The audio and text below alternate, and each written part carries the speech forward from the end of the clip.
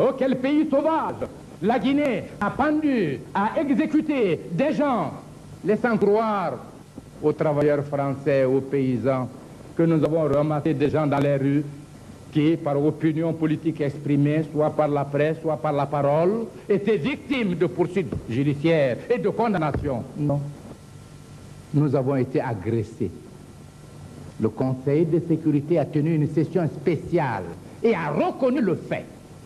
Il a invité les puissances agressives à payer à la Guinée les dommages-intérêts. J'ai répondu non, je n'en veux pas. Si elles ont conscience d'avoir commis un crime, je les invite à libérer mes frères des colonies portugaises. Telle a été ma déclaration. L'Organisation de l'Unité africaine a tenu une session spéciale le 12 décembre 1970 à Lagos. Et l'unanimité des membres était cette fois-ci présente.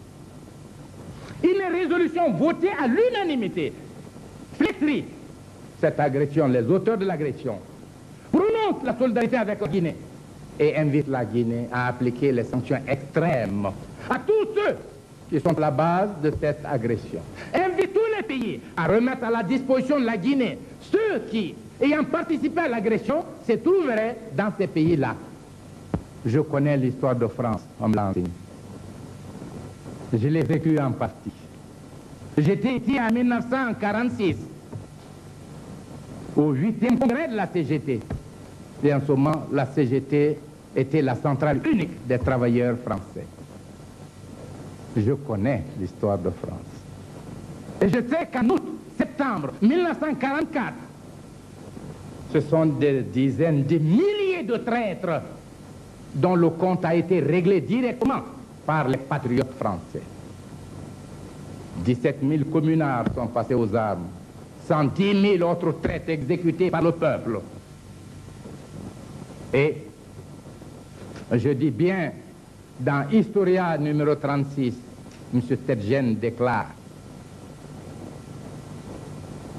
les rues sont jonchées de cadavres. Ce spectacle affreux servira de leçon.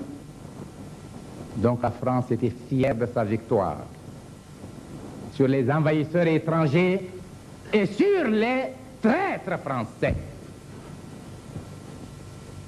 Nous ne pouvons pas comprendre que la presse française traîne dans la boue le peuple de Guinée pour avoir châtié ceux qui l'ont agressé le 22 novembre 1970. Et la presse laissait croire à l'opinion que c'était des Français qui étaient victimes. Je déclare solennellement que l'information est fausse et indigne. Aucun n'est français. Ce sont des Guinéens, voire des Guinéens cadres de leur pays. Évidemment, qui avaient épousé des Françaises.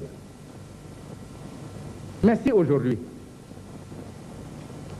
des Françaises aient été épousées par des cadres soviétiques, des cadres américains ou allemands, pour que compte lui soit rendu, pourquoi ces soviétiques, ces Américains, ces Allemands ou ces Anglais ont été condamnés par les juridictions de leur pays?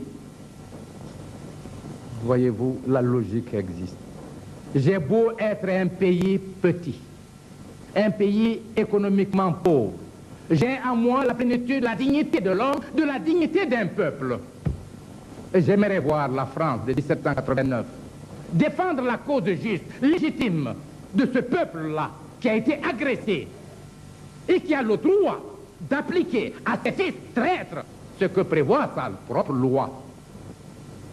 Mais ce que je voudrais, s'agissant des Françaises, j'ai été humain, je ne le regrette pas. Je n'ai pas fait ça pour elles. J'ai fait en tant qu'obligation de